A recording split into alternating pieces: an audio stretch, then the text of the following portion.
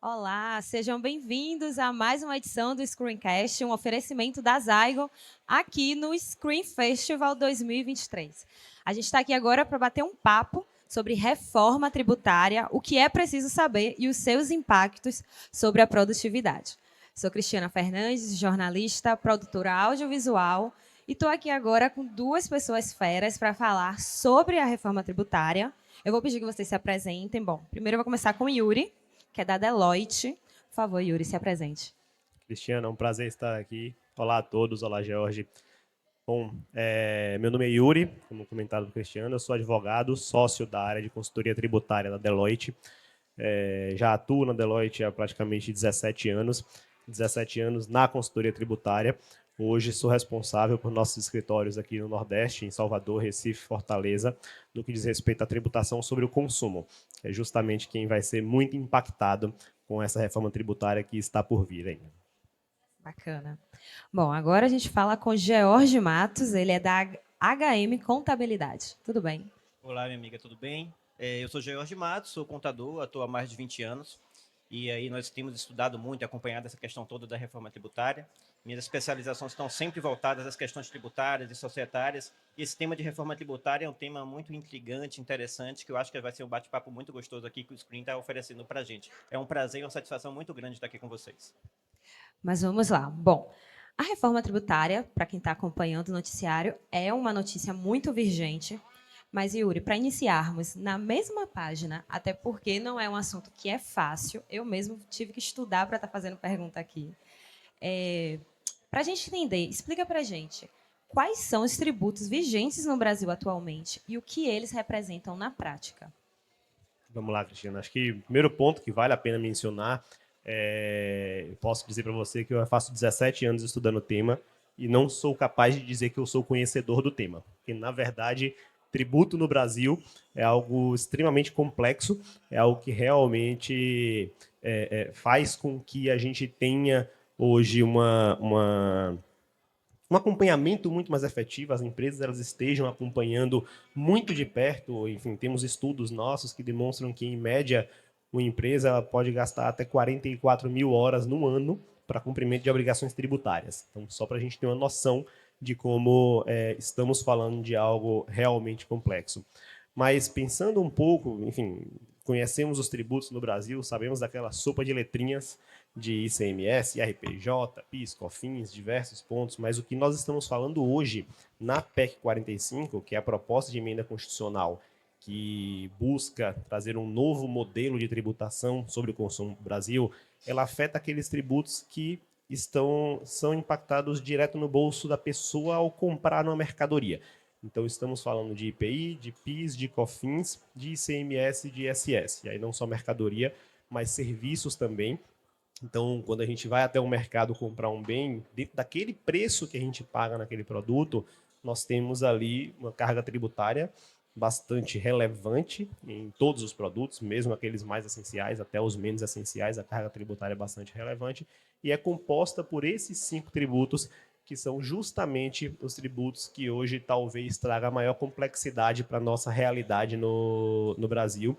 E o que se quer atacar? O que se quer transformar num novo modelo, sendo que esse modelo passaria a ser composto apenas por 2 tributos e num formato um pouco diferente, um modelo que, pensando e ouvindo estudiosos ou tributaristas no mundo inteiro, é conhecido no mundo como um modelo mais justo de tributação sobre o consumo.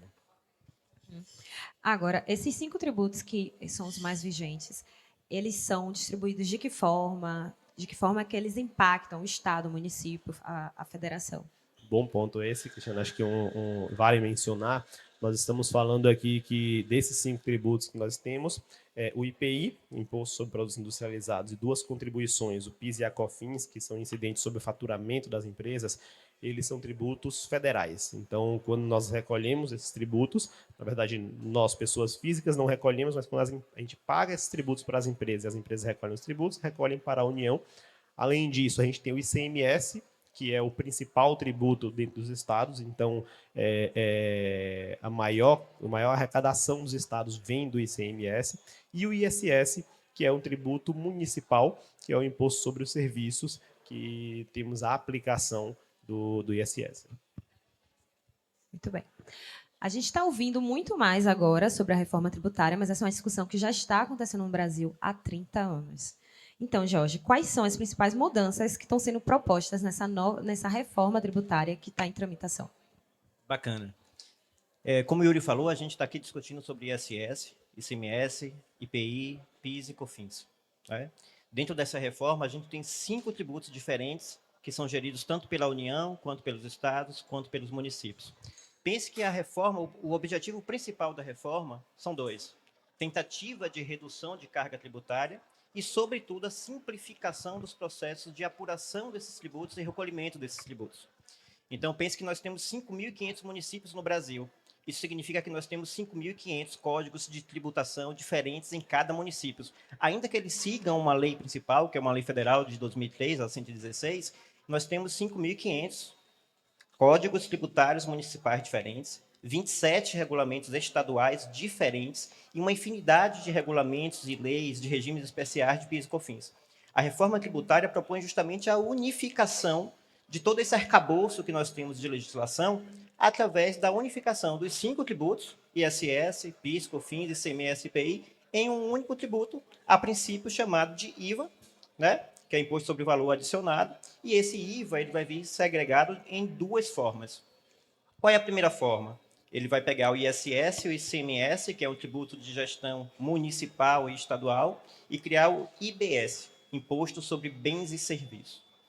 Elimino o ISS e o ICMS e construo o IBS. Depois eu somo o PIS, COFINS e o IPI e substituo os 3 por outro chamado CBS, Contribuição sobre Bens e Serviços. Isso simplifica toda a regra de tributação no país e, além disso, além de simplificar toda a regra de tributação no país, ele traz um princípio constitucional, desde a Constituição de 88, que é o da não cumulatividade como regra principal de toda a cadeia de tributação. Mas, George, o que é a tal não cumulatividade? É você não pagar imposto em cadeia. É você não comprar uma mercadoria e depois você embutir o seu preço sobre aquela mercadoria sem poder deduzir o imposto que veio agregado naquela mercadoria que você comprou. Hoje, as empresas podem optar por um regime ou outro, seja cumulativo ou não cumulativo, mas existindo o regime em cadeia. Então, a reforma simplifica a cadeia tributária, simplifica a quantidade de tributos, acaba com todos esses novos regulamentos, né? Esses regulamentos já existentes hoje, e permite que nós passemos a compensar impostos pagos sobre outras mercadorias, outros serviços que a gente contrata de outras pessoas jurídicas, naqueles impostos que a gente vai pagar, o IBS e o CBS. Acho que aproveitando um pouco do comentário de George aqui, acho que vale, né, George, a gente trazer um aspecto muito relevante é que hoje, parte desses tributos que nós estamos falando, eles também seguem esse princípio da não cumulatividade. Só que, quando a gente olha para esses tributos, então a gente tem PIS, COFINS, IPI e ICMS nessa situação, a gente tem conceitos diferentes em cada um deles e cada conceito, para um determinado tributo eu posso recuperar créditos em um produto, para o outro, para esse produto eu não posso mais, mas eu posso para um segundo. Então a gente tem hoje um nível de judicialização desses temas absurdo. Se a gente vai até, nós que acompanhamos um pouco mais tributário, se a gente vai até a justiça, o que a gente percebe que o tema direito tributário ocupa na justiça são horas e horas, milhares de horas ali, diárias de diversos servidores, por conta de discussões como essa. Enquanto que hoje, com esse novo modelo, se quer minimamente uniformizar. Certamente teremos ainda algumas discussões, principalmente nesse início. A gente está falando de um início que qualquer mudança ela causa desconforto. Então, qualquer alteração que a gente tenha, a gente vai ficar desconfortável com essa alteração, mesmo sabendo que temos hoje um modelo complexo. A gente está acostumado com esse modelo complexo, a gente está acostumado a ir até o supermercado e comprar um produto nessa forma como está e olhar lá a nota fiscal que tem lá um valor aproximado dos tributos. Agora a gente passa a ter uma outra realidade que vai mudar muito essa figura, mas essa mudança ela acaba, apesar de trazer um desconforto nessa visão, ela tende sim a trazer uma maior simplificação nesse aspecto e uma outra simplificação muito importante, como eu comentei, das obrigações tributárias, é que eu não tenho agora que seguir os 5.500 municípios, os 26 estados mais o Distrito Federal e a União, ou seja, mais de 5.500 regramentos diferentes, e passaríamos a seguir um regramento único que seria aplicado a todos esses casos. Vocês falaram de mais de 5.000 regramentos. Agora me veio uma outra questão. A gente já está em via de mudar, porém, com os avanços tecnológicos, a inteligência artificial, a tecnologia, deu alguma ajuda para vocês? Sem dúvida alguma. Assim, hoje, se a gente olha para a realidade dos tributos, o Brasil ele é extremamente avançado tecnologicamente falando, do ponto de vista da União, da Fazenda Nacional, das fazendas estaduais. Existe hoje já o que se chama de Sistema Público de Escrituração Digital, em que praticamente todas as informações que a gente presta para o fisco são informações eletrônicas. Então, são informações que são possíveis de serem cruzadas entre elas, entre municípios diferentes, entre estados. Tudo isso ele já acontece nesse ambiente e acredito que isso facilite um pouco essa migração. Por quê? Porque, na verdade, agora a gente já tem uma estrutura que está um pouco mais sedimentada dentro das empresas e isso acaba por permitir que alterações de um nível mais estrutural como esse, estamos falando que deixaremos de ter 3 tributos, temos uma fase de transição, mas deixaremos de ter 3 tributos para ter um outro tributo agora completamente diferente, podemos dizer assim. Essa é uma alteração que podemos dizer que estamos mais preparados do que talvez alguns anos atrás com relação a esse tema. Né? Bom, como que a simplificação do sistema tributário vai poder impactar positivamente a produtividade das empresas? Primeiro, eu queria que você falasse com um destaque com o impacto das micro, pequenas e as médias empresas, já que elas são as maiores responsáveis pela geração de empregos no país. Perfeito. Na verdade, quando a gente fala de simplificação, de aumento de produtividade, toda vez que eu penso em aumento de produtividade, eu penso em capacidade industrial, eu penso em aumento de produtividade no sentido quantitativo, de fato, muitas vezes. E o que emperram muitas empresas hoje é a necessidade de capital para retroinvestimento nos seus negócios, para aumentar justamente a sua capacidade contributiva, a sua capacidade de produção. E a proposta da simplificação vai permitir uma série de situações. Primeiro, economia com a organização dos processos, de fato, para que possa se atender às exigências do fisco, ok? Porque hoje, no Brasil, nós temos uma infinidade de obrigações acessórias, como o Yuri falou, em torno de 13 por mês, que o empresário precisa se preocupar junto com sua contabilidade, seus advogados, está entregando todos os meses para o fisco. No momento que eu unifico isso em 2 outros impostos, o IBS e CBS, essas 12, 13 declarações tendem a mudar para 2. Naturalmente, o tempo gasto, o investimento atribuído a esse tipo de trabalho vai ser reduzido.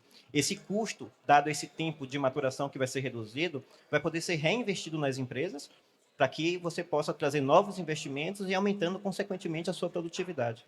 Dentro do ambiente das empresas do Simples Nacional, isso é um fator muito bacana, porque embora a gente esteja falando muito de reforma tributária, a reforma tributária trouxe só 2 pontos em relação ao Simples Nacional até aqui. Primeiro, que é que as empresas optantes pelo Simples Nacional poderão continuar recolhendo seus tributos através do próprio Simples Nacional. Contudo, ainda sem poder oferecer créditos tão competitivos, né, elas não poderão se beneficiar de qualquer tipo de crédito enquanto optantes pelo Simples Nacional.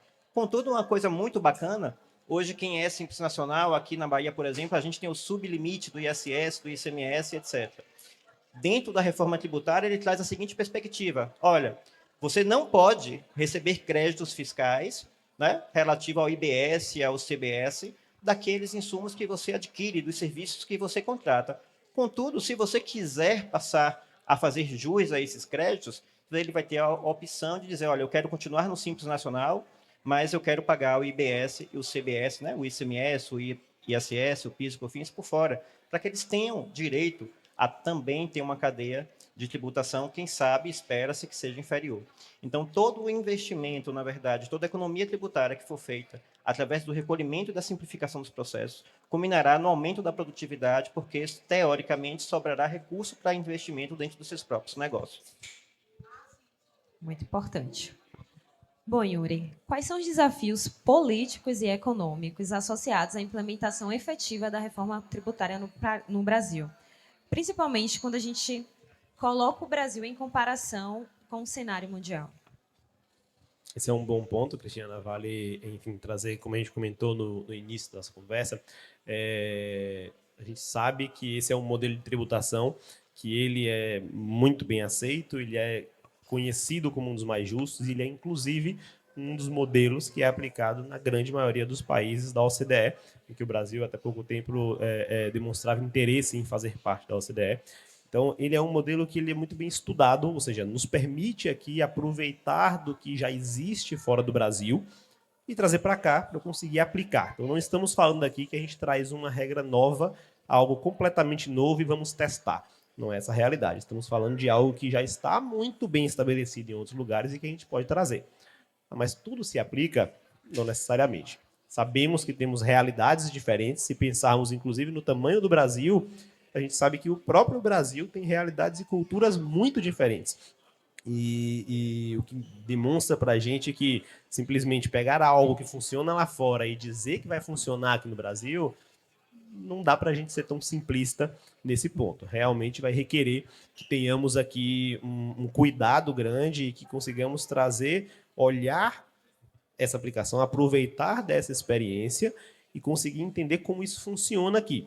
Por exemplo, nós temos hoje algumas poucas previsões de exceções, que chamamos assim, ou seja, pensando no modelo como um todo, ao invés de termos diversas alíquotas diferentes, diversas formas de cálculo diferentes, a gente vai dar espaço a um modelo que ele prevê inicialmente, em que eu tenho um preço da mercadoria vai ser a base de cálculo, eu tenho uma única alíquota para ser aplicada, exceto em alguns casos de exceção. Dentre esses casos de exceção, a gente tem, por exemplo, previsão da cesta básica. Só que o que é a cesta básica, pensando na nossa realidade hoje, por exemplo, para fins de ICMS, tem produtos que são cesta básica na Bahia que não são cesta básica no Rio Grande do Sul. Então, a gente tem situações que precisam ser estudadas e adequadas dentro desse modelo.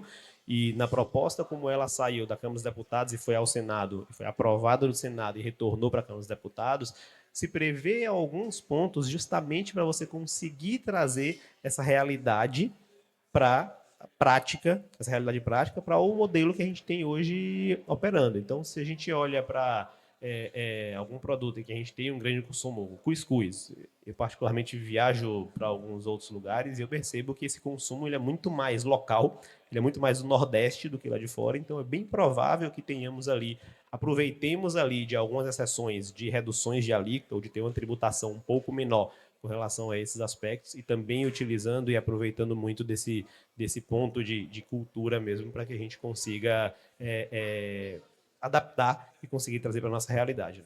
Dentro desse ponto que o Yuri falou, ainda tem uma coisa que eu acho muito bacana. Você falou em relação à complexidade de um novo regime tributário. Pra você ter ideia, a gente está discutindo isso. Acredita-se muito que a reforma tributária seja, de fato, aprovada, né, e sancionada agora em 2023. Mas só para você entender um pouco da complexidade disso, é uma reforma que vai levar 10 anos.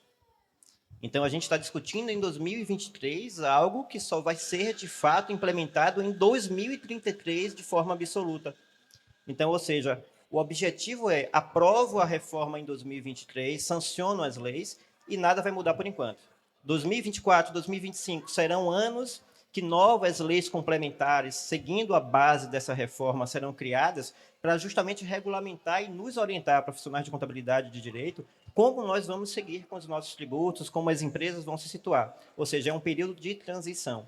Passou 24, passou 25, aí a gente começa 2026 pagando apenas 1% somado o IBS e o ISS. Pagando apenas 1%. Aí 2026 passa, você paga 0,1% lá de IBS, 0,9% de CBS. Quando chega 2027, ele diz, olha, o PIS e COFINS, gente, que hoje as empresas de lucro presumido pagam 3,65%, empresas de lucro real pagam em torno de 7 mais 1,65 dá 9,25%. Olha, em 2027, as empresas de PIS e COFINS deixam de recolher esses impostos PIS e COFINS e passam a recolher oficialmente ali o CBS, dando continuidade ainda nesse 1% ali que eu falei do ISS, do IBS, né? Então, você vai ter 2027, 2028 ainda essa fase de transição, até chegar em 2029, né? A gente até se confunde quando vai falar, é tanta data. A gente chega lá em 2029 para ter, de fato, a transição do IBS, que é o ISS e o ICMS. Mas, George, por que esperar tanto para o ISS e o IBS? Esse é um assunto mais interessante que eu acho, inclusive, nesse tema. Porque hoje, quando você fala de imposto sobre serviços e de imposto sobre circulação de mercadorias, nós estamos falando de tributos que são de propriedade do município e do Estado. Então, quando nós pagamos o nosso ISS ou ICMS, quem recebe, quem administra esses recursos são os estados e os municípios. Quando eu crio o IBS, haverá um comitê que vai fazer a gestão desses recursos para passar para os municípios e os estados esses recursos que serão administrados. Então, eles foram deixados para o final justamente para a melhor organização dos estados e municípios, para que somente em 2033 diga, olha, todos esses 5 tributos que a gente está aqui conversando com o Iori deixaram de existir e agora a gente tem apenas o IBS e a CBS. E a gente ainda tem um detalhe, né, que vai surgir um novo imposto ali em 2027, que é o imposto seletivo, que em 2026 a gente cancela o IPI deixa de existir. Aí, em 2027, ele cria o imposto seletivo, além desses dois que a gente está falando, a reforma traz dessa inclusão, que é justamente para conter o consumo daquilo que o Ministério da Saúde entende que podem ser prejudiciais à saúde. Então, tudo aquilo que é prejudicial à saúde terão suas cargas elevadas, suas cargas tributárias elevadas, justamente para desestimular o consumo. E assim também as questões que degradam o meio ambiente terão suas cargas elevadas para que a gente estimule, de fato, uma economia aí mais criativa e menos poluente. Eu ia perguntar justamente sobre esse ponto, mas você já adiantou, isso é bacana. Mas eu queria, assim, antes de continuar as perguntas que eu tinha planejado, que vocês dessem uma opinião sobre, de fato, você tocou no ponto de que o IVA ele já é implementado em outros países. Nas minhas pesquisas eu vi que foram 170 países já utilizam. E nem tudo dá para ser exportado. Do que a gente está trabalhando, do que está sendo discutido aqui no Brasil, como que vocês avaliam que essa implementação, essa importação, podemos dizer assim, essa exportação, né, desse modelo, o que é que tá sendo, o que é que vai ser positivo para o Brasil, o que é que não vai ser, o que é que vocês talvez enxergam como algo que seja delicado, até porque a gente ainda está em fase de tramitação. Então, tem muito que se discutir ainda, né? Sem dúvida. Acho que, como o George comentou, a gente, pelo andar da carruagem aqui, é muito provável que tenhamos a aprovação da proposta de emenda constitucional esse ano, mas, sem dúvida alguma, isso não impacta nesse prazo que temos para a implementação.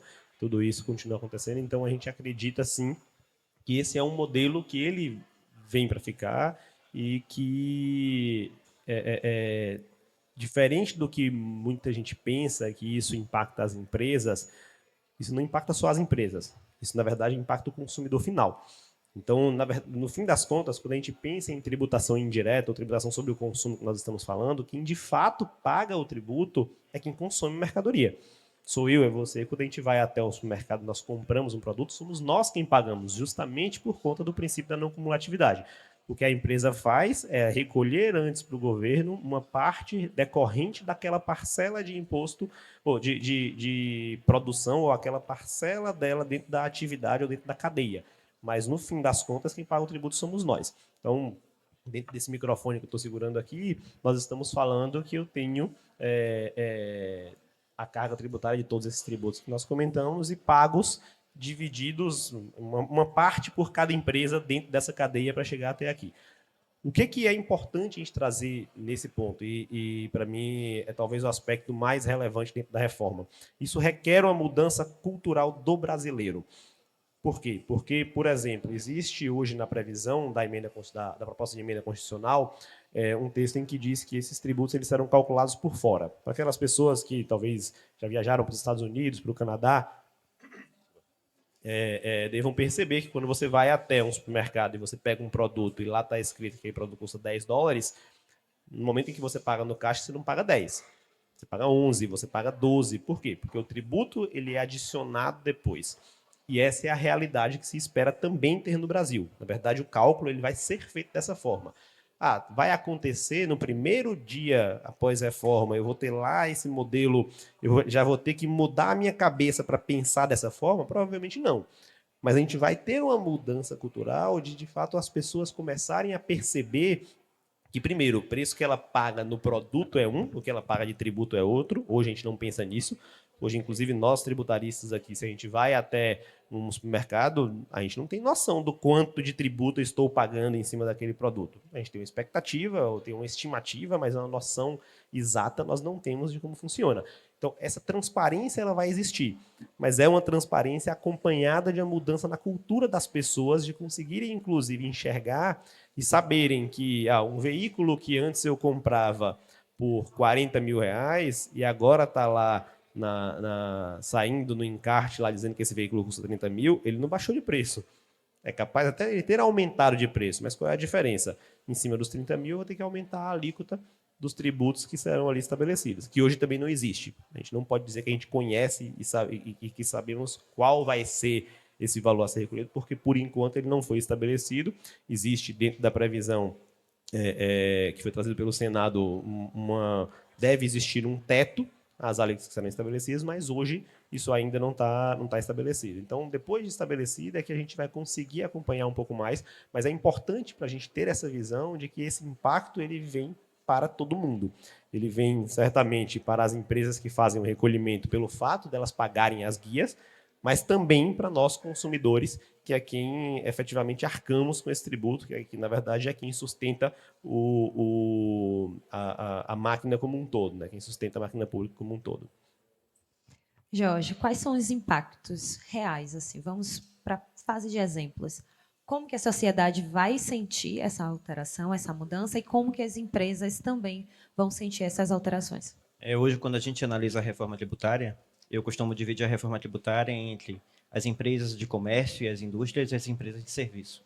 Toda vez que eu me debruço sobre a reforma, eu percebo o seguinte: as empresas que trabalham com comércio, que trabalham com indústria, elas tendem a ter uma carga tributária muito compatível às que elas já possuem, porque hoje você tem na Bahia um ICMS que é de 19%, né? Hoje, pelo menos ainda 19%, um ISS que é 5%, fora PIS e COFINS.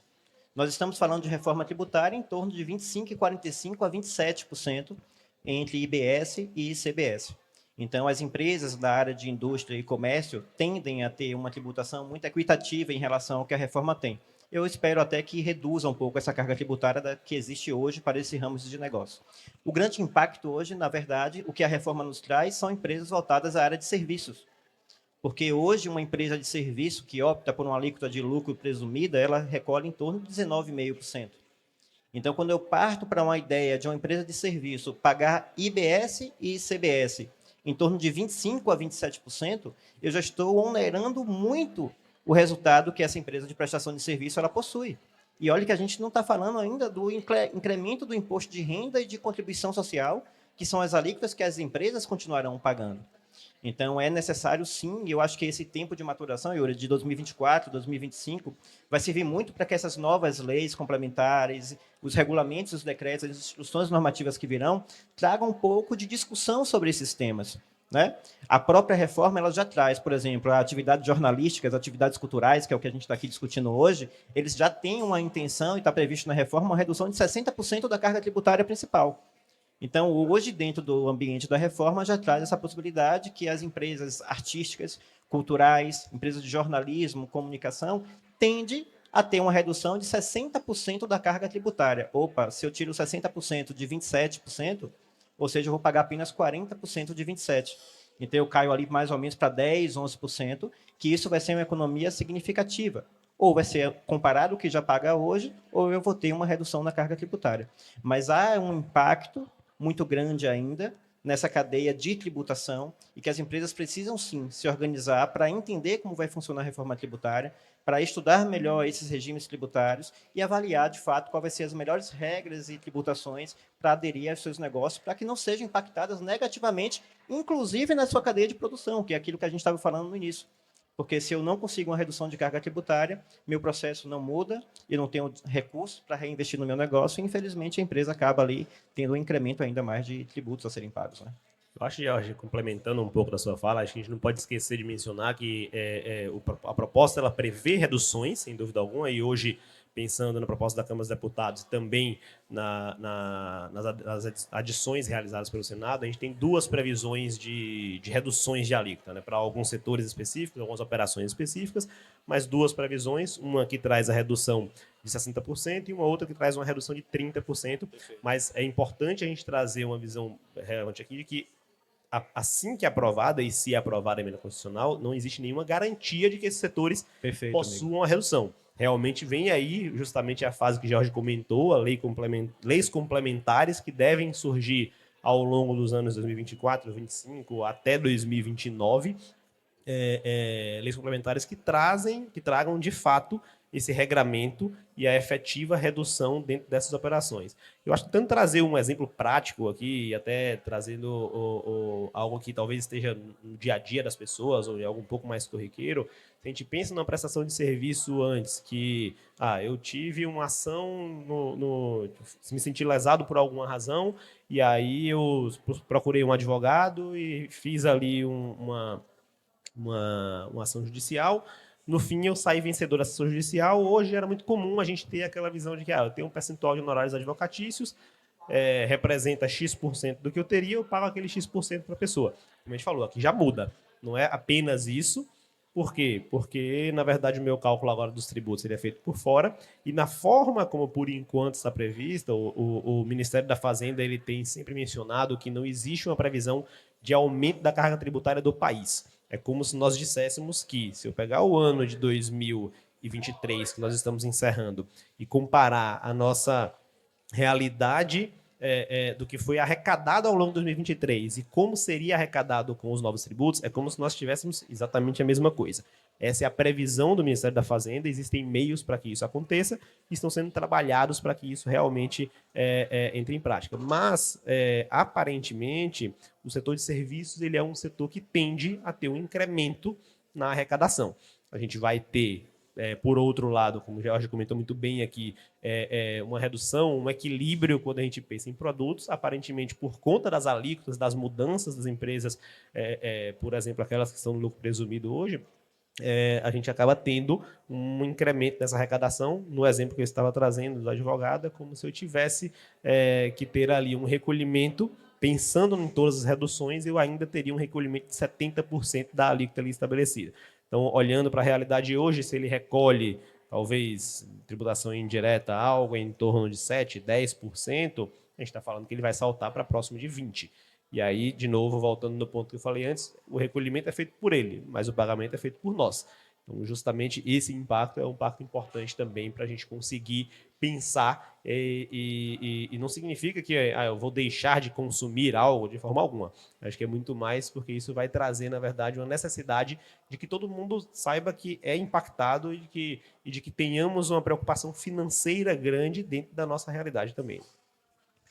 É uma realidade que vai ser implementada daqui a 10 anos, mas em que fase a gente se encontra? É uma PEC, né, que é uma proposta de emenda de Constituição, que ela passa por algumas etapas até de fato ser implementada. Mas, assim, até para a gente entender, é daqui a 10 anos, mas em que fase a gente está? O que é que ainda falta travar? O que é que ainda falta discutir? O que é que falta fazer de fato? É mais ou menos como eu estava trazendo nesse calendáriozinho aí da gente, né? Então, a gente está discutindo uma PEC, que tudo indica que seja aprovado agora, em 2023. 2024 e 2025 a gente não vai ter efeito nenhum, impacto nenhum no cenário do Brasil ainda, né? Porque as alíquotas do IBS, CBS, do próprio imposto seletivo, eles começarão a vigorar um pedacinho ali em 2026. Então, nós começaremos a ter a percepção e a clareza muito grande desses tributos a partir, de fato, de 2026, quando as empresas começarão a pagar apenas 1% do IBS e CBS juntos, e uma consolidação maior dele em 2027, quando o PIS e COFINS deixa o cenário no Brasil e a CBS passa a consolidar esses dois tributos, né, as duas contribuições que são arrecadadas juntos. O efeito disso, como isso vai gerar de retorno para a gente, qual é o impacto real disso, nós só vamos perceber ali a partir de 2029, quando o ISS e o ICMS começar de fato a dar lugar para o IBS.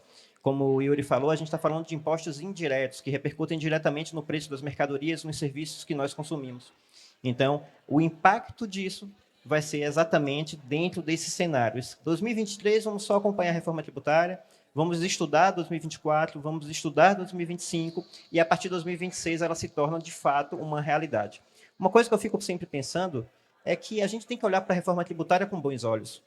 O Brasil ele precisa de uma simplificação em seus regramentos tributários. O Brasil precisa de uma unificação tributária.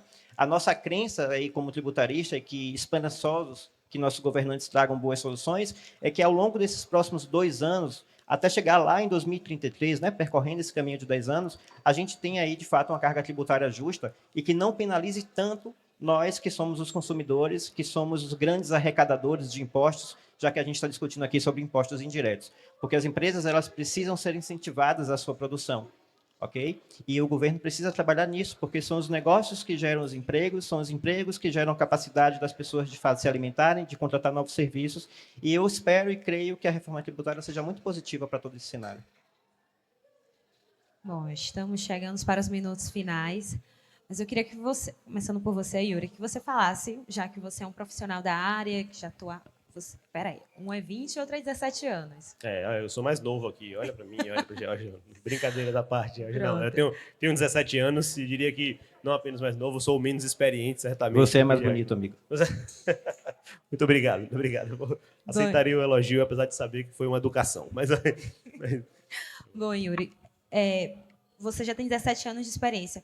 Como que você vê, como que vai impactar o seu trabalho? A gente estava conversando um pouco antes nos bastidores, que vai ser um trabalho que, por enquanto, vocês estão nessa educação, nessa consultoria para as empresas se prepararem para esse novo momento. Como que você vê que vão ser os próximos anos de trabalho para vocês?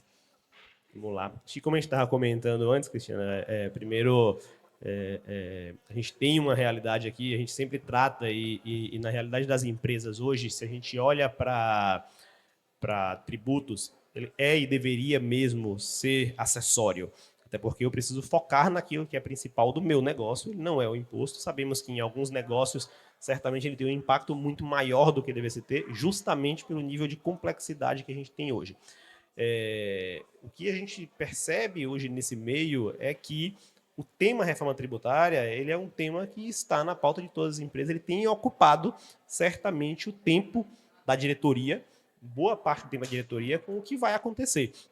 E brincamos aqui há pouco, eu comentei que estamos aqui aproveitando os nossos 10 minutos de fama, e que bom que eu estou aproveitando enquanto eu ainda tenho os meus cabelos aqui, porque eu acredito que durante esses 10 anos aí eu devo ter grandes problemas com isso, seja em perder cabelos ou tê-los brancos aqui, porque realmente vai ser um período em que a incerteza ela ainda vai permear durante muito tempo. Acho que, como talvez tenha ficado claro aqui, a gente respondeu a algumas perguntas, mas muita coisa ainda está por ser definida. A gente não sabe qual é a alíquota que vai ser aplicada, a gente não sabe qual é a forma em que isso vai acontecer, a gente não sabe quem é que vai fiscalizar a empresa com determinado assunto.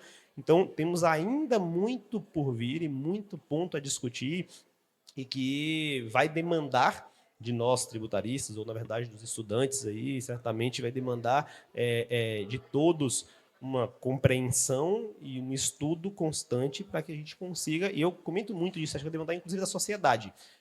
A gente precisa, enquanto sociedade, demonstrar e fazer valer dos nossos interesses e demonstrar o que isso pode impactar dentro da nossa realidade, porque tudo isso sendo discutido é algo que vai impactar diretamente a nossa realidade mais para frente. Então, o que eu percebo é que esse é um assunto que ainda tem muito para acontecer, ainda requer muitas horas de trabalho dos profissionais, estamos falando em simplificação lá para frente, mas esse período de transição, ele certamente vai trazer uma necessidade de mais do que as 44 mil horas por ano de uma empresa para conseguir cumprir com as suas obrigações. E vai requerer mais investimentos para que eu tenha sistemas fiscais adequados para que eu consiga fazer isso, ou para que eu conte com terceiros, sejam empresas de consultoria, sejam empresas de contabilidade, dentro do nosso dia a dia. Então, temos aqui um período em que precisaremos ter todo o cuidado com o que teremos pela frente, mas também um período em que podemos criar, e somos jovens aqui para saber que nós vamos acompanhar ainda atuando, nós vamos acompanhar essa nova realidade. Eu tenho certeza que a gente vai olhar para frente e falar assim, pô, foi difícil, mas foi um difícil que valeu a pena. Foi um difícil que trouxe a gente agora para um ponto que facilita muito. Inclusive, tem um aspecto relevante que é tratado foi trazido pelo Senado na reforma, na verdade, foi da Câmara dos Deputados para o Senado, e o Senado fez algumas adequações, e existe uma discussão, inclusive, sobre a reforma sobre a renda, dentro de 90 dias após a aprovação da PEC. Essa é uma outra discussão, eu não quero nem trazer aqui na mesa, porque senão a gente vai sair daqui hoje, nós vamos ficar aqui, quem estiver nos ouvindo vai passar mais do que 3, 4 horas ouvindo, porque aqui é um outro ambiente que deve logo, logo tomar o espaço ali da Câmara, dos parlamentares com relação à discussão. Mas um aspecto que é interessante de ver é que eles não são desconectados. Eles estão diretamente conectados. Eu acompanhei recentemente, na verdade a gente vem acompanhando sempre as pesquisas feitas pela OCDE, e o que me chamou muita atenção foi o fato de que o Brasil ele não é um país que tem uma carga tributária maior do que outros países. Inclusive, ele não está entre os países com maior carga tributária no mundo. Na verdade, a carga tributária do Brasil ela é menor do que a média da carga tributária dos países que compõem a OCDE. Qual é a diferença? A diferença é a forma de distribuição. Então, esse novo modelo que a gente está implementando pode nos permitir algo que o modelo que a gente tem hoje não permite, que é permitir que a gente faça uma adequação e que a gente tenha a tributação sobre o consumo reduzida e a tributação sobre a renda aumentada, ou seja, que a gente tenha um modelo parecido com o que quem viaja para o exterior acaba por fazer, que, não, eu vou viajar para o exterior porque eu vou comprar lá fora que é mais barato. Por que é mais barato? Porque eu tenho menos tributo. Então, em cima do produto que eu compro lá fora, eu tenho menos tributo. Mas, por outro lado, a renda lá fora é tributada num percentual maior do que a renda no Brasil.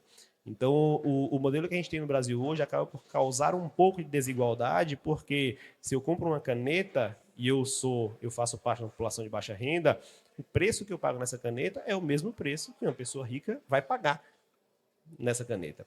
Então, no momento em que eu diminuo a tributação sobre o consumo, eu aumento a tributação sobre a renda, eu busco tratar os iguais de forma igual e os desiguais de forma desigual, que é justamente um dos princípios que norteia a nossa Constituição Federal e os tributos que estão aqui no Brasil. Então, enfim, acho que tentando resumir um pouco da visão aqui, eu sou otimista com relação à reforma tributária. Certamente teremos muitos pontos e, enquanto empresas ali, a gente tem muito que se preocupar, sim, até porque, como eu falei, precisamos trazer para a mesa os nossos interesses e talvez não deixar apenas que as coisas aconteçam e depois eu vá enxergar o que está acontecendo. A gente precisa trazer para a mesa hoje e fazer com que os interesses da sociedade eles sobressaiam. É justamente por isso que nós votamos e temos os políticos lá para defender os interesses da população. E você, Georgia, esses 30 mais 40 anos que estão, mais 10 que estão por vir, vai fazer valer a pena? Quais são os impactos? O quanto o Brasil vai poder avançar? Eu sou otimista. Em tudo que eu faço, eu penso sempre nos lados positivos e como, se surgirem problemas, como é que a gente vai tornar esses problemas em grandes oportunidades. Eu entendo que a reforma está aí, ela tem que acontecer, nós temos que aprovar essa reforma, é o meu ponto de vista, pelo menos como tributarista, e uma vez aprovada, temos 2 anos para discutir as nuances e as particularidades de cada setor da economia. Com muito cuidado, inclusive, para que a gente não tenha uma reforma tributária que depois seja ramificada para tantos regramentos e peculiaridades tão distintas que culmine na degradação da própria reforma. Essa é uma preocupação iminente. Para voltar para um cenário pior do que o cenário que a gente tem hoje. É isso. É uma preocupação. Essa é uma preocupação, porque são muitos interesses envolvidos. Primeiro, as empresas vão precisar se adaptar durante esse período de transição, porque vão continuar recolhendo praticamente todos os tributos, e ainda incluindo outros tributos, incluindo outras obrigações.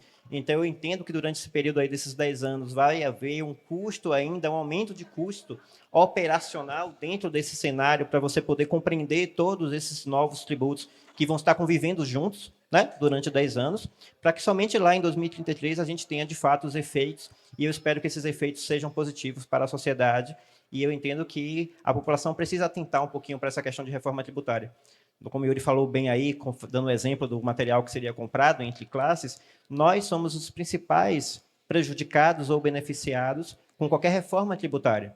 Porque nós reclamamos todas as vezes que a gente vai no supermercado e identifica que, poxa, o valor que eu usava antes para fazer o mercado de 30 dias dentro de casa, hoje tem que ser quase o dobro, porque tudo tem aumentado. E aí o salário ele não aumenta da mesma forma, com a mesma graduação disso. Então, nós somos os principais interessados que essa reforma tributária seja de fato efetiva. E aí cabe a nós abrirmos um pouco os olhos, enxergarmos como é que está o cenário, quais são os tipos de descontos, de regimes especiais. Aliás, eu não posso nem falar muito de regimes especiais, porque com a reforma, em teoria, os regimes especiais que existem hoje, eles devem cair, cumprindo apenas os prazos que as empresas já têm, isso já decretado e conquistado, Mas nós, como população, temos que abrir os olhos, acompanhar a reforma tributária, procurar conhecer um pouco de quem está, de fato, estudando esses assuntos, para que a gente tenha voto popular, de fato, e possamos escolher corretamente nos próximos anos aqueles que, na verdade, irão nos governar, porque nós temos aí uma cadeia de daqui para 2033 são 10 anos. Se eu pensar que o mandato hoje, né, são de 4 anos, então a gente ainda tem 2 governos pela frente nesse período e a gente tem que estar acompanhando direitinho esse cenário político, econômico, para que a gente possa, como povo, se posicionar dentro desse mercado aí da reforma tributária. Porque, na verdade, isso é um mercado. Maravilha. Muito obrigada, Yuri. Muito obrigada, George. E se você ficou com alguma dúvida, se ficou sem entender direito, aproveita que é o Screencast, volta, reassiste e ficamos por aqui. Muito obrigada pela sua companhia. Obrigado. Obrigado.